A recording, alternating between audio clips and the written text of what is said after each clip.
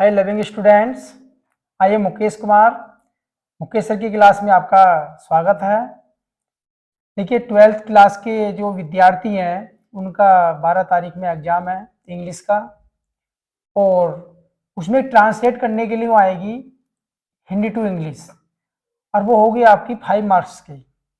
हमने पहली बार जो वीडियो बनाई थी तो लगभग 2 साल हो गए। जो हमने ट्रांसलेट दी थी वही एग्ज़ाम में आई।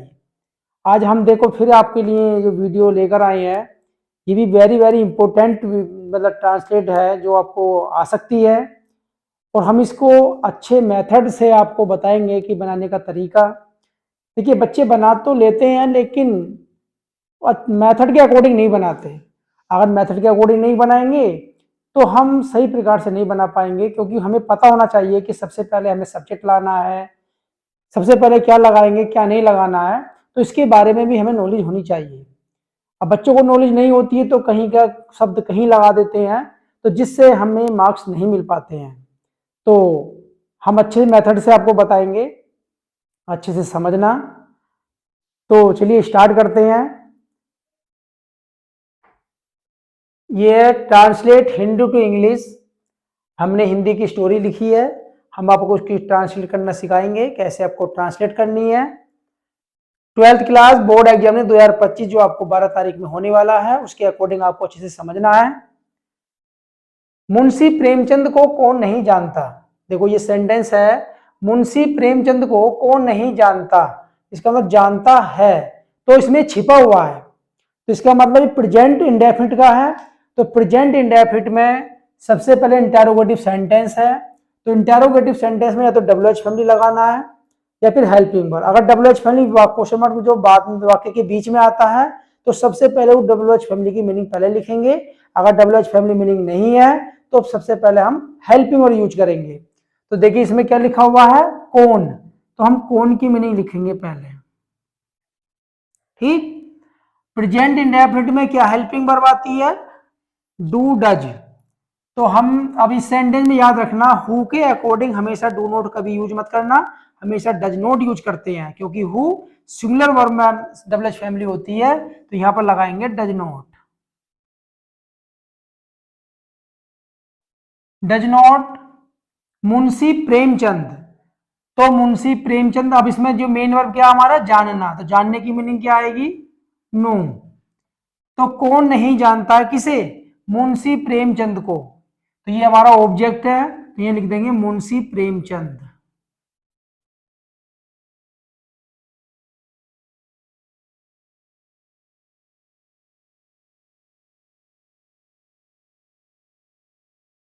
Question mark. ठीक, आगे चलते हैं।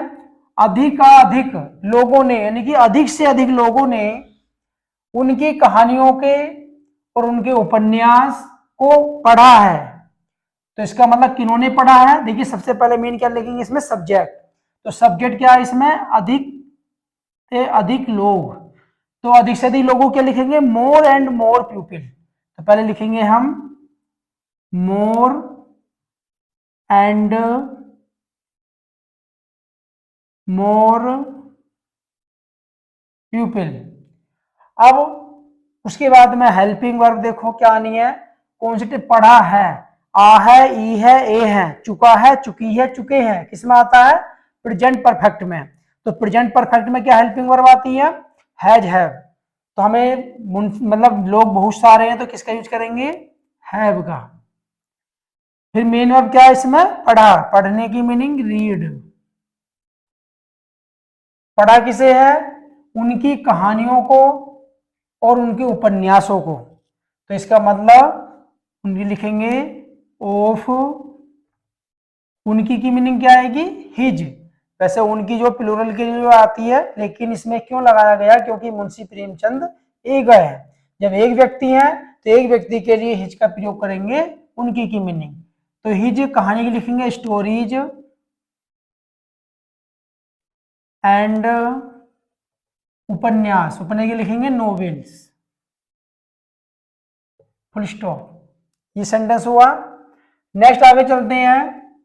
उनकी कहानियों तथा उपन्यासों में गांव में रहने वाले निर्धन तथा मध्य वर्ग के परिवारों के लोगों की झलक मिलती है। अब मिलती किसे है? हमें मिलती है, क्योंकि हम पढ़ते हैं भी, जो पढ़ रहे हैं उन्हीं तो मिलेगी।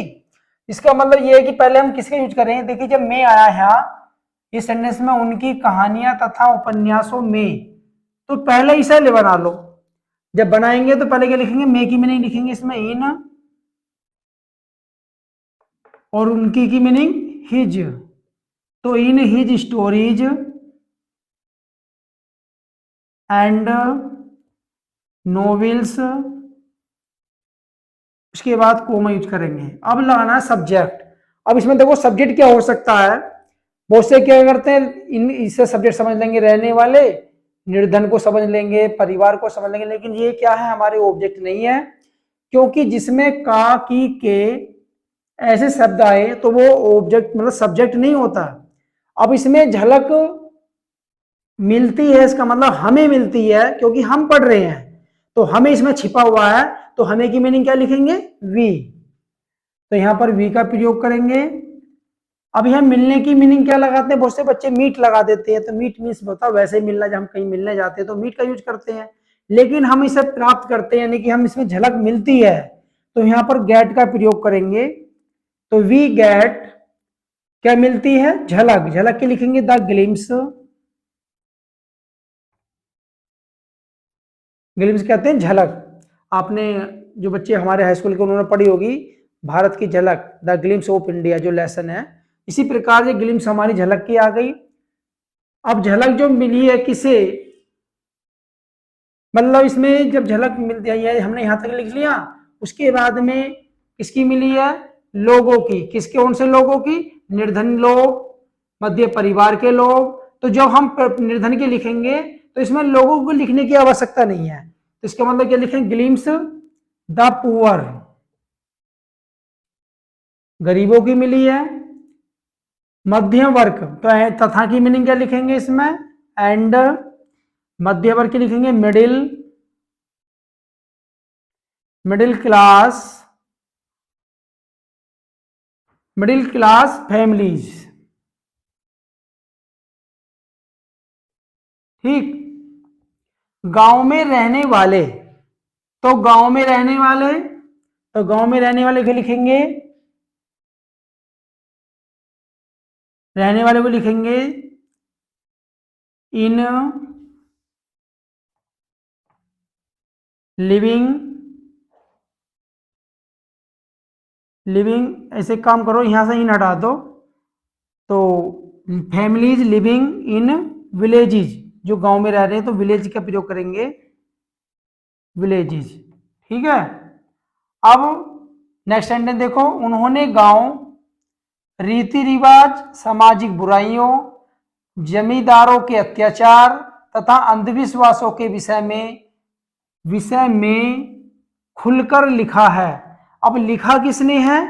उन्होंने। तो ये हमारा सब्जेक्ट है, तो उन्होंने की मीनिंग क्या है? ही। यहां पर दे यूज मत करना, दे आता है बहुत सारों के लिए, क्योंकि उन्होंने के लिए मुंशी प्रेमचंद ने, तो ये एक वचन है, तो यहां पर हमने ही यूज कर लिया, तो ही लगा दिया। ही के बाद में देखो यहां आए लिखा है। अब कौन से टेंस का वाक्य है? Present perfect. तो ही हैज रिटिन, उन्होंने लिखा है खुलकर, तो खुलकर की मीनिंग ओपनली, ये हमारा एडवर्ब के रूप में हो गया, इसमें एलवाई लगा दिया हमने, तो खुलकर लिखा है। अब किस किस के बारे में लिखा उन्होंने? गांव, मतलब गांव, उन्होंने गांव, तो गांव के बारे में लिखा, तो ये लिख देंगे the villages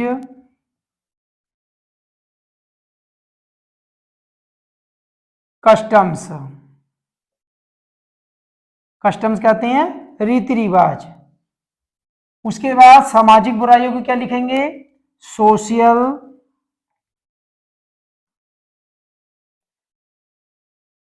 social evils. Evils means बुराई, तो सामाजिक बुराई हो गई। जमींदारों के अत्याचार, तो ये जमींदारों के अत्याचार की मीनिंग पहले क्या लिखेंगे? पहले अत्याचार की लिखेंगे, तो क्या आएगी इसमें? कोमा लगाएंगे। एट्रोसिटीज, ये एट्रोसिटीज माने अत्याचार। अगर किसी वजह से तुम्हारे अत्याचार की मीनिंग याद ना आए तो अत्याचार ही लिख देना है।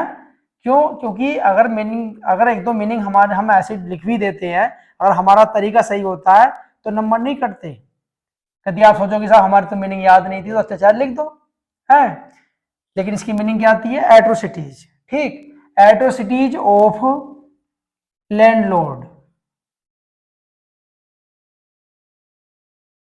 ठीक, एंड, यहां एंड का प्रयोग करो। वैसे के विषय का रहेगी मीनिंग, के विषय की वैसे अबाउट का प्रयोग करते हैं, तो हम अबाउट यहां पर भी लगा सकते हैं। About, about the villages customs, के बारे में हो गया, तो यहां पर हम यूज कर लेंगे। ठीक है, अच्छा आगे चलते हैं। अंधविश्वास। अब अंधविश्वास को क्या लिखेंगे भाई? अगर आपकी मीनिंग याद ना हो तो अंधविश्वास ही लिख देना है, लेकिन अगर मीनिंग याद है तो फिर तो अच्छी बात है। तो अंधविश्वास क्या लिखेंगे? सुपरस्टिशंस।